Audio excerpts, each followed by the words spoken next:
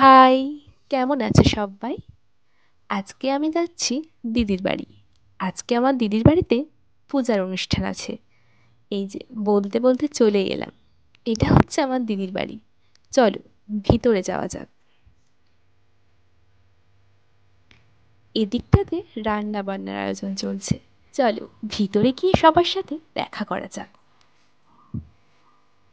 এ ঘরে শালি আর জামাইবাবু দুজনে আড্ডা দিচ্ছে, আর এই ঘরটাতে সব পুচকেগুলো একসাথে গল্প করছে। আর বাকি সদস্যরা এরা সবাই ড্রয়িং রুমেই গল্প করছে। এবার মন্দির থেকে ঘুরে আসা যাক, যেখানে পূজা চলছে। এই যে দেখো, এখানে পূজা হচ্ছে, রাধা কৃষ্ণের পূজা। আর দিদি এদিকে কাজে ব্যস্ত আছে। এখানে সবাই মিলে একসাথে পুজোর প্রসাদ তৈরি করছে। আর এই যে এদিকে নিতাই গৌরের পূজা চলছে। আর পাশেই চলছে নাম সংকীর্তন।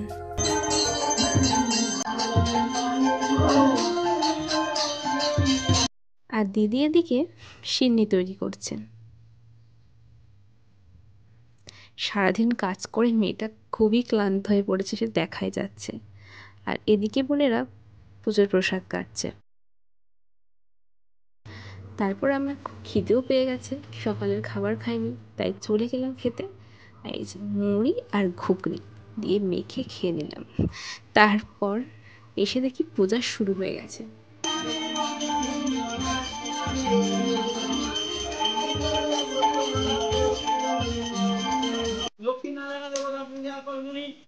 এরপর আমি ছাদে গেলাম, আর ছাদে গিয়ে দেখি এই পুচকেগুলো এখানে খেলা করছিল। এরপর নিচ থেকে ডাকছে খাওয়ার জন্য, তাই তাড়াতাড়ি করে এবার নেমে গেলাম নিচে। আর এই যে দেখো, খেতে চলে এসেছি। খেতে বসেও গেছি। প্রথমে নিল ফ্রায়েড রাইস, আর তারপর আলুর তরকারি। এই ফ্রায়েড রাইস আর আলুর তরকারি দিয়ে খাওয়া শুরু করে দিয়েছি। এরপর আমাদেরকে দিল চাটনি, পাঁপড় আর সব শেষে মিষ্টি। এদিকে আমাদের খাওয়া দাওয়া শেষ, আর এদিকে পূজাও শেষ হয়ে গেছে। এদিকে বিকেল হয়ে গেছে, আর দিদি সবাইকে প্রসাদ দিচ্ছে। প্রসাদ নিয়ে আমরা বসে বসে খেতে শুরু করে দিয়েছি, আর গল্পও শুরু করে দিয়েছি। তারপর সন্ধে হয়ে গেছে, এবার তো আমাদেরকে বাড়ি ফিরতে হবে, তাই সবাইকে টাটা করে দিয়ে বাড়ি ফিরছি। চলো বাড়ি ফেরা যাক। তোমাদের যদি ভিডিওটা ভালো লাগে তাহলে অবশ্যই লাইক, কমেন্ট আর সাবস্ক্রাইব করে দিও। আর সবাই খুব খুব ভালো থেকে।